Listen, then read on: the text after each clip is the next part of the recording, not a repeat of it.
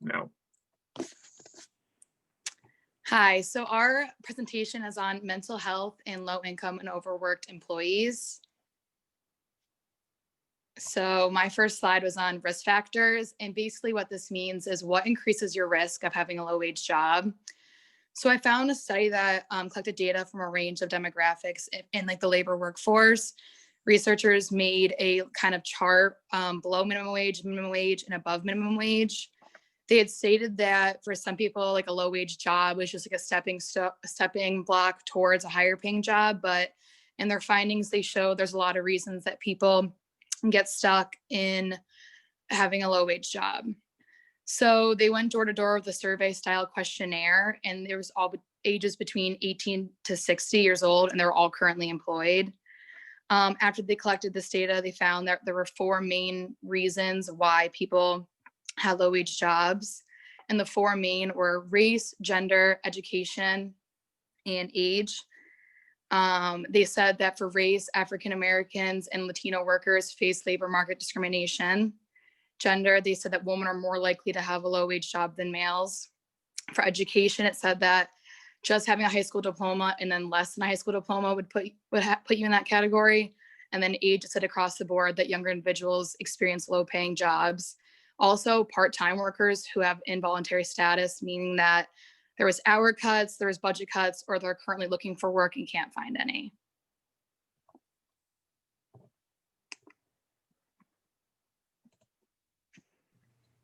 Hi, so I have the diversity of issues with having low income and where it is more common to have low income compared to where it's less common to have low income. And we're talking about comparison between urban and rural locations around the country. And my research found that the living standards in like cities like Los Angeles and New York City are more expensive than living standards in most cities around the United States. Like more in the South, they are not as expensive as it is in those 2 major cities. And in those 2 major cities, there are more homeless workers that were found because the cost of living is too expensive for those who are only making minimum wage. And in the research, they did a comparison between those 2 major cities and in Florida. And they found that the minimum wage in Los Angeles and New York City was a lot higher than in Florida. So the average rent was a lot higher in those 2 cities compared to in Florida. So they found that there was a positive correlation between the 2, because the higher the minimum wage, the higher the rent was, and then the lower minimum wage, the lower the rent was.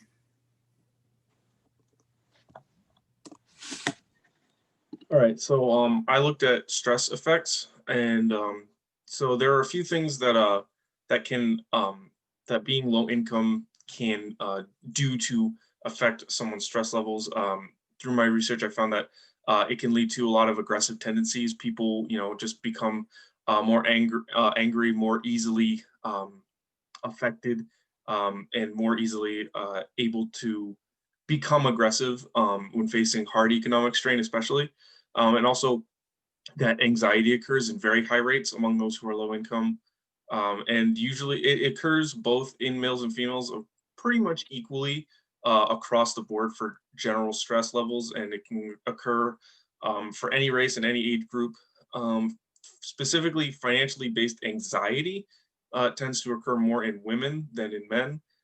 Adults are more likely to experience these symptoms than children, although it does happen in children as well. And there are studies out there that look at how children are affected by stress of poverty.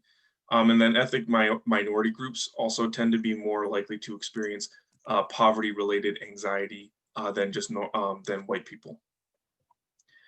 So along with that, there are things to do about coping with the stress.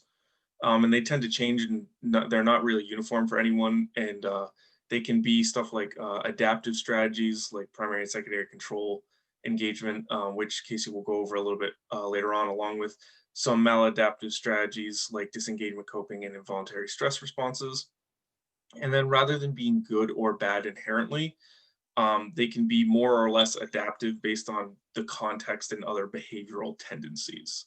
So, based on where someone's living, um, whether or not they're predisposed to already be aggressive through their genes, stuff like that can also have an effect on their types of coping strategies. So we actually have a video clip, and to do that, I'm just going to stop sharing real quick and then make sure that this is all set. Okay.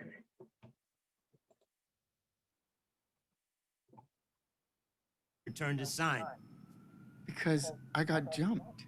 Didn't you hear? For a sign. This bullshit. Doesn't even make sense. Just give him his sign back. He's going out of business, for God's sake, Arthur. Why would I keep his sign? How the fuck do I know? Why does anybody do anything? If you don't return the sign, I gotta take it out of your paycheck.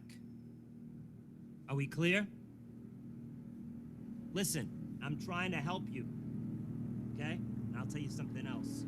The other guys, they don't feel comfortable around you, Arthur, because people think you're weird.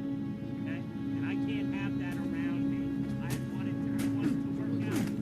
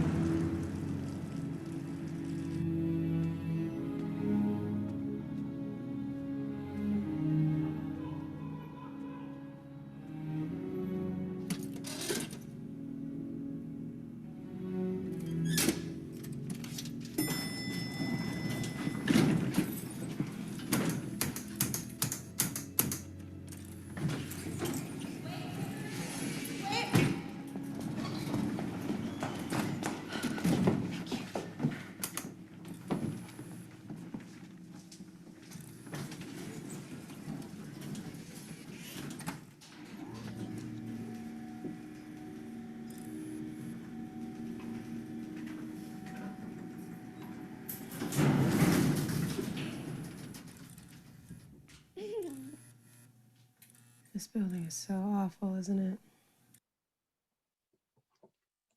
All right. So, just to kind of explain that, obviously the movie was our clip was from the film Joker from 2019. And it's pretty clear from right from the get-go when he hears about basically he's being fired from his job. He exhibits some immediate maladaptive coping strategies, stuff like the involuntary stress responses, his loss of focus, just the smiling, which is all exaggerated for the point of the film, but also kind of represents what we're talking about. The disengagement coping as well, stuff like rumination, where he's basically just lost in thought, emotional numbness, and then obviously clearly aggressive as he uh, just kicks and just is just going to town at like all the trash in the alleyway. And then his stress is furthered by the environment that he lives in, living in those poor living conditions. I mean, which you could see the elevators basically breaking, all that kind of stuff.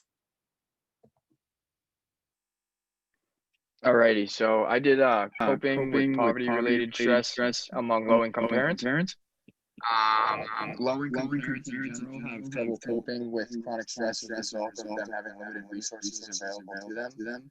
This causes the parents to often practice harsh parent tactics, which include physically beating the children as punishment. This then creates a stressful environment for both the parents and the children involved. Coping strategies among the low-income parents vary from person to person. However, they almost always use a combination of these strategies rather than just one. These can be classified into the three categories that Aaryn previously stated. It's primary control engagement coping, which an important one on that one is problem solving. And then secondary control engagement coping, which an important one on that one is acceptance and distraction. And then disengagement coping, which the important ones for those are denial and wishful thinking.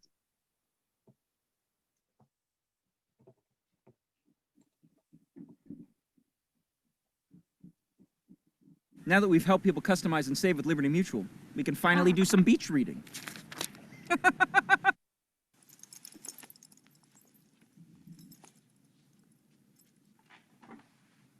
All right. What about your family? Mine? Yeah. It's real easy.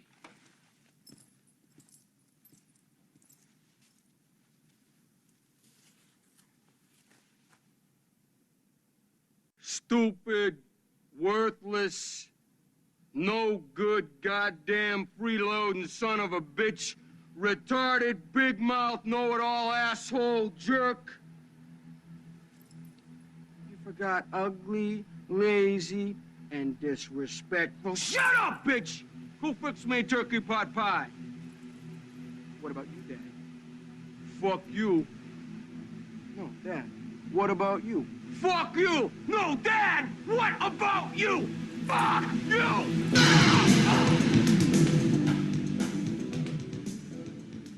Is that for real?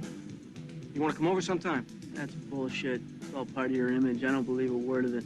You don't believe me? No. No? Did I stutter?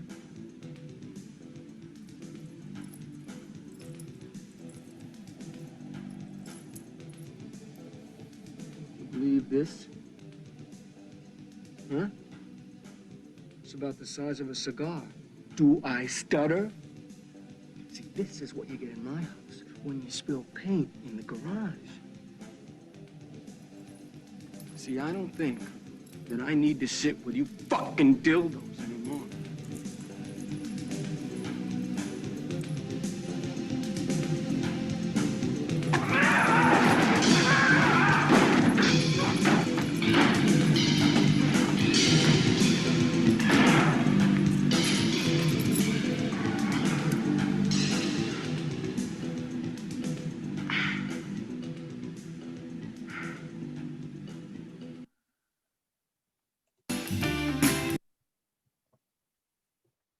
Alrighty, so a little explanation on that clip. The clip is from the movie The Breakfast Club. In the movie The Breakfast Club, the character that we saw speaking, John Bender, is assumed to be from a low-income household. As you can hear, his home life is very dysfunctional with his father opting out. The father is engaging in maladaptive coping strategies that are not uncommon among parents in a low-income financial situation. The father is also an alcoholic, that one of his primary coping strategies is distraction. Additionally, we can see how the coping strategy John's father shaped John's own coping strategies. In the clip, we can see him throw all of the books off the table and start kicking the stuff. And also, in the movie, he has no respect for it.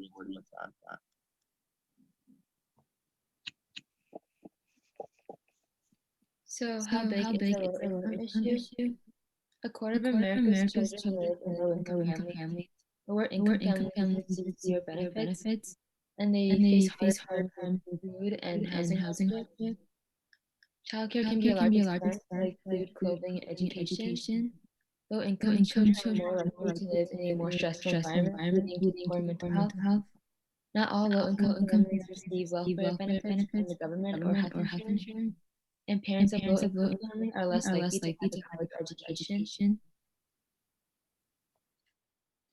And effects on college students.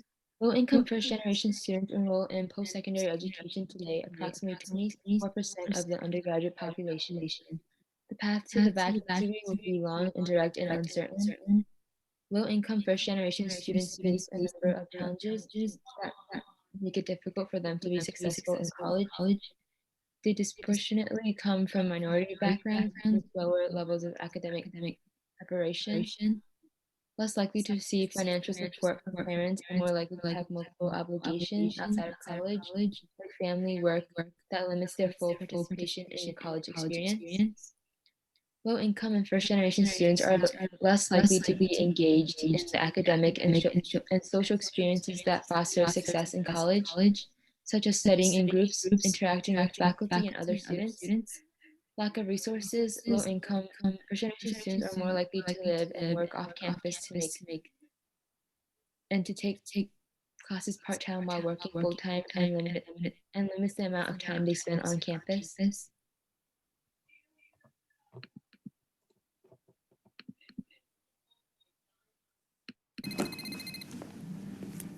Hey, Serena. Yes, finally some action. Hey, what are you up to? Besides missing me. Oh, just wondering if you're missing me. Aww.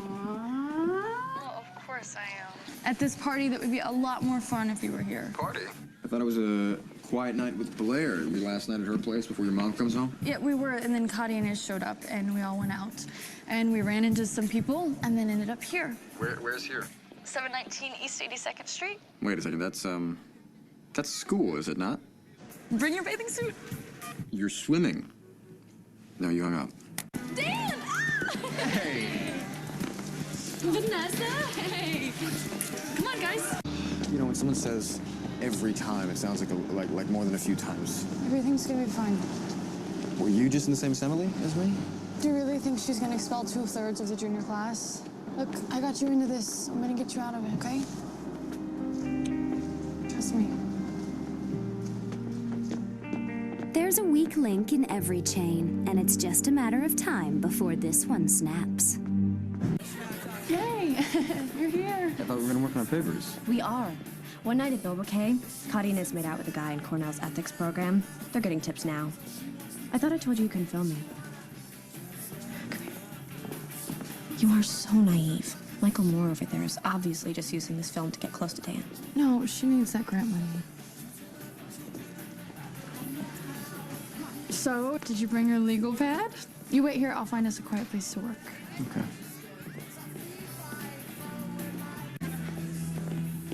Hey, where are you going? I made us a study. You know right what, in I'm that just gonna room. write my paper at home. I think Chuck is right. Wait, Chuck, no, don't listen to him. No, the guy has a point, actually. Maybe the reason none of you guys take this seriously is because for you, it's not. No, it is. Just trust me, Vanessa, okay? please, some space. I'm sorry. Sorry. Look, I'm all for loyalty. And I'm all for sticking together, but we are not in the same boat here. I'm on a partial scholarship. My parents have no way of buying my way back into this school or any other. And I know this isn't going to be a popular opinion with your band of brothers, but if the person who brought that key refuses to step up, then anybody who knows anything has the right to say something. Do you know who it is? You do, don't you? You're not going to say anything. Dan, please. You don't understand. You're right. I mean, I don't understand.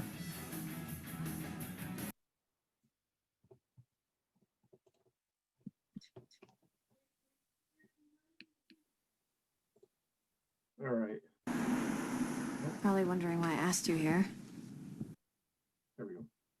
So this is a movie clip from Gossip Girl, and it comes from a high class, and Dan is from a lower class, and Dan's not able to get away with academics as honestly as Serena would be.